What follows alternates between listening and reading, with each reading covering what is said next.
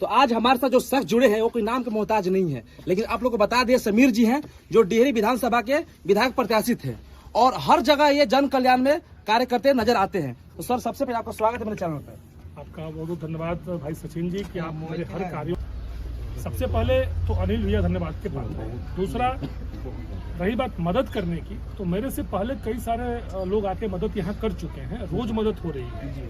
तो अब मदद का कोई पैमाना नहीं रह गया है, किस लेवल पे मदद हो जाएगी मुझे नहीं पता। दूसरी बात, ऑनरेबल डीएम ऑलरेडी मदद कर रहे हैं, जिसके साथ डीएम रोहतास की मदद मिल रही हो। मेरा ऐसा मानना है कि डीएम जिला अधिकारी होते हैं, वो अपने लेवल बहुत कुछ कर सकते हैं जी। उनके नेतृत्व में सारी योजनाएं क्रियान्वित हो रही है पूरे जिले भर में। तो डीएम साहब इतना कुछ कर रहे हैं तो मुझे लगता है किसी कुछ करने की जरूरत है। अब डीएम साहब के बाद में जरूरत पड़ रही है तो ये दुर्भाग्य का विषय है। ऑलरेडी डीएम साहब कर रहे हैं तो बहुत सारी मदद ऑलरेडी हो रही है। तो अब ये कोई ये ना कहे कि मैं मदद करने आ रहा हूँ। आप मदद करने नहीं आ रहे हो, आप जनरली उस लड़की के योग्यता का सम्मान करने आ रहे हो जिस योग्यता को लोग अब तक पहचान नहीं रहे थे, और अनिल भैया ने उस योग्यता को पहचान करवा दिया। तो पहली बात कि मैं सम्मानित करने, इस योग्यता की पहचान के बाद, जानने के बाद इस बच्ची से मिलने, अपनी शुभकामनाएं देने जी।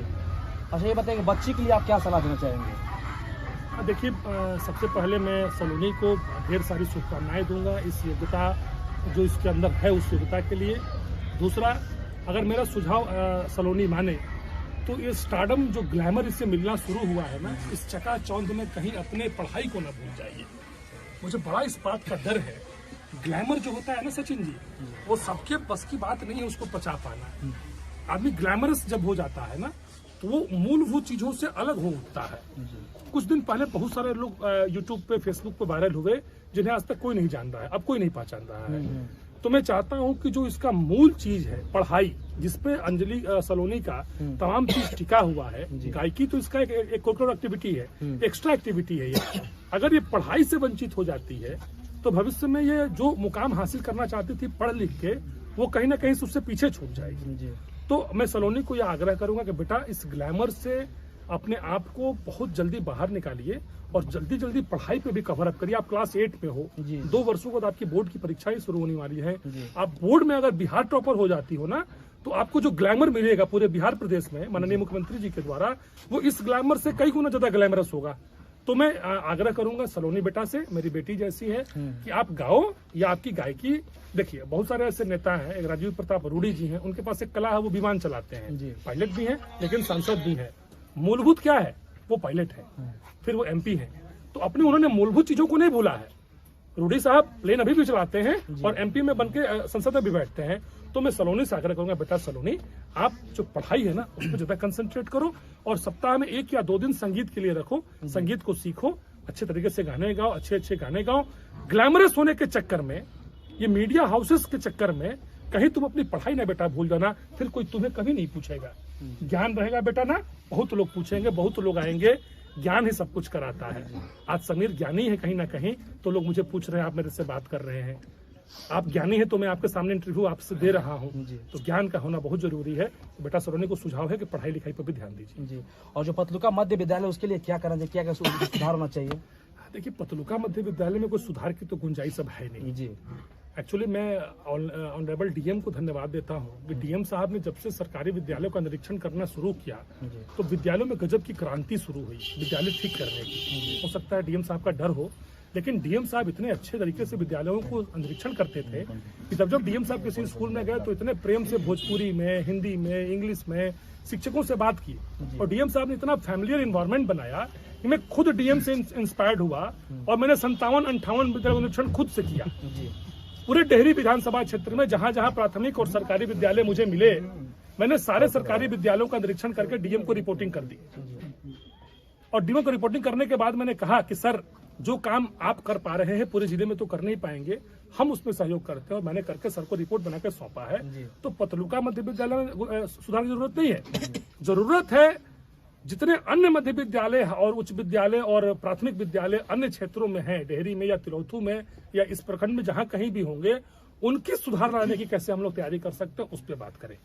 हमने जो पतलुका मध्य विद्यालय का निरीक्षण किया, चूंकि हम स्कूल भी घूमे आज, तो हमने ऐसा पाया कि इस विद्यालय में केवल सरकारी फंड का इस्तेमाल नहीं हुआ है, विद्यालय में उस फंड का भी इस्तेमाल हुआ है जो ग्रामीण क्षेत्र के लोग स्वेच्छा से दिए हुए हैं। जैसे फॉर एग्जाम्पल किसी गांव में अगर बड़ा सा मंदिर आप देखते हो तो उसके लिए कोई सरकारी फंड नहीं आता है। आप कहीं कहीं काली जी का मंदिर बड़ा भव्य दिखता है, कहीं हनुमान जी का मंदिर दिखता है, कहीं ब्रह्म बाबा का दिखता है। लोग बोलते हैं आहो उहे गौवा में रहे लका बड़ा भव्य काली जी के मंदिर में हुआ। लोग कहते हैं हाँ उहे गौवा। सर जब काली मंदिर के लिए कोई सरकारी फंड नहीं आता है, गांव के बुद्धिजीवी व्यक्ति अपना पैसा लगा के काली मंदिर में मार्बल टाइल्स क्या क्या नहीं लगवा देते हैं, पंखे तंखे एसी तक लगवा देते हैं। तो जो गांव की जनता पतलुका मध्य विद्यालय के लिए अग्रसित हुई है, वैसे डेहरी विधानसभा क्षेत्र की, सासाराम विधानसभा क्षेत्र की या पूरे बिहार के विधानसभा क्षेत्रों की जनता कब अपने पॉकेट से कुछ पैसा निकाल के विद्यालय के प्रिंसिपल को जाकर देगी कि सर रुआ हमारा तरफ से ना एगो आरओ लगवा ली ना, लेकिन के ठंडा पानी अच्छा मिले लगी, सर रुआ ही पैसा ली ना तन 2 और पंखा लगवा दी ना। मैं 57 स्कूल घुमा हूँ सचिन जी, किसी स्कूल में ना पंखा है, ना बत्ती है, ना दरवाजा है, ना खिड़की है, ना बेंच है, ना दरी है बैठने के लिए।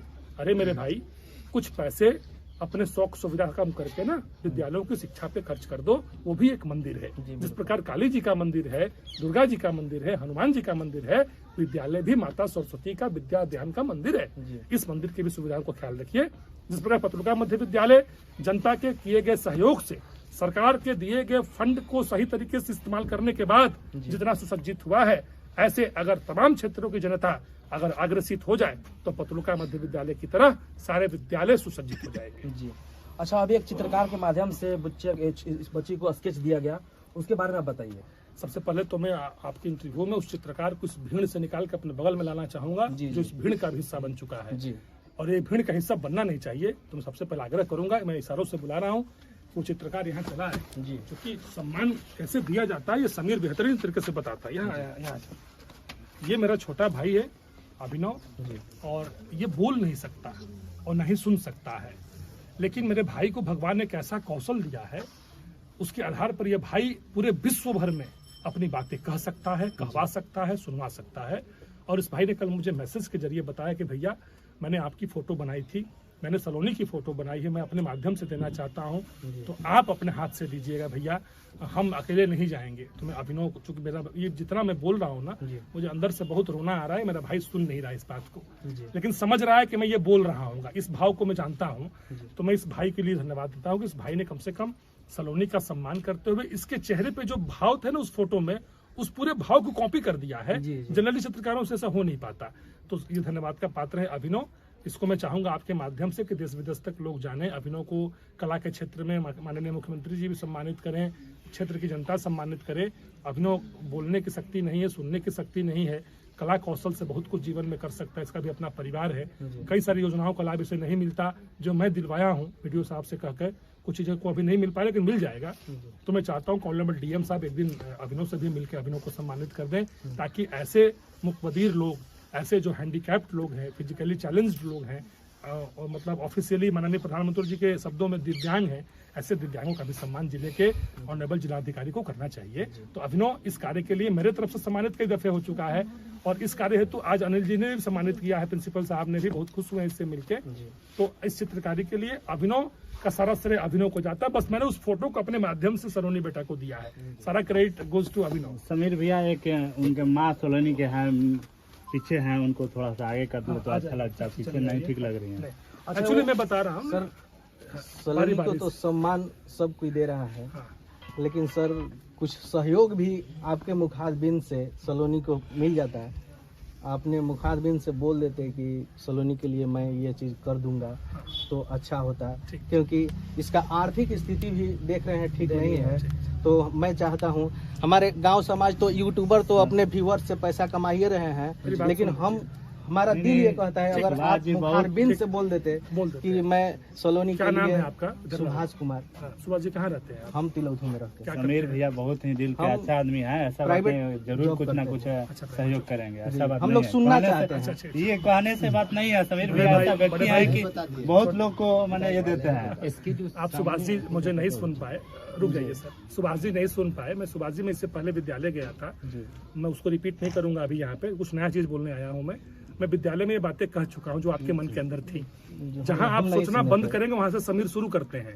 तो हम नहीं। दूसरी बात, सुभाष भाई, मेरे भाई सुभाष जी, आपको बता दूं सर, मदद बहुत लोग कर रहे हैं सर। आर्थिक स्थिति वाकई इस परिवार की खराब है, काश इस बच्ची की आवाज को लोगों ने पहले सुन लिया होता, काश लोगों ने इसकी आर्थिक स्थिति को पहले देख लिया होता। जब ये रोड बन रहा होगा सुभाष जी, क्यों नहीं ठेकेदार ने अपना एक नजर इस घर की तरफ घुमाया?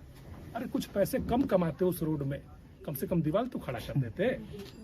सारा काम समीर में करी हो, सारा काम यूट्यूबर करेगा। और यूट्यूबर क्यों नहीं पैसे कमाएगा सर? यूट्यूबर अपना समय दे रहा है। यूट्यूबर ने बेटी के गानों को कितने मिलियंस व्यूज दिलवाए। यूट्यूबर अपना समय दे रहा है, अपना करियर दे रहा है। सर यूट्यूबर का भी घर होता है। एक व्यक्ति हमसे कह रहे थे, भैया बड़े यूट्यूब वाला पैसा कमेला सन हो, अतना वीडियो देखेला सन सलोनी के। हमने कहे ना कमाई है सन, ओकरी के घर निखे का, ओकर माई बाबू निखन, उन्हीं के जीवन निखे। सर यूट्यूबर जितना समय दे रहा है ना, कहाँ है आज तक, कहाँ है जी न्यूज? यही सबको आना चाहिए। सब लोग आए हैं, आज तक वाले, जी न्यूज वाले अभी अगर आए हैं तो मैं उनको मुझे इस बात का दुख है, उन्हें सबसे पहले आना चाहिए था। अभी तक मैंने तो आज तक भी इसका न्यूज नहीं देखा, अभी तक मैंने जी न्यूज पे तो इसका न्यूज नहीं देखा। अभी तक सुधीर चौधरी तो नहीं इसके बारे में रिपोर्ट किए। आदरणीय सुधीर चौधरी जी को करना चाहिए। यूट्यूबर अपना समय दे रहा है, अपना घर परिवार ठंडा के दिन में, जाड़ा में कूद रहा है मोटरसाइकिल लेके मेरे आगे पीछे दिन भर कि भैया एक वीडियो शूट करना है। यूट्यूबर पैसे कमाएगा। लेकिन सुभाष भाई आपने मुझसे अनुरोध किया, आप मेरे भाई हैं तो आपकी इच्छा जरूर पूरी होगी। और मेरा मूड बनना चाहिए सर, समीर का मूड बनना चाहिए। मदद किस लेवल पे हो जाएगी खुद हमको खुदे पता नहीं है। जो मुझे जानते हैं वो जानते हैं। मेरा मूड बनना चाहिए कि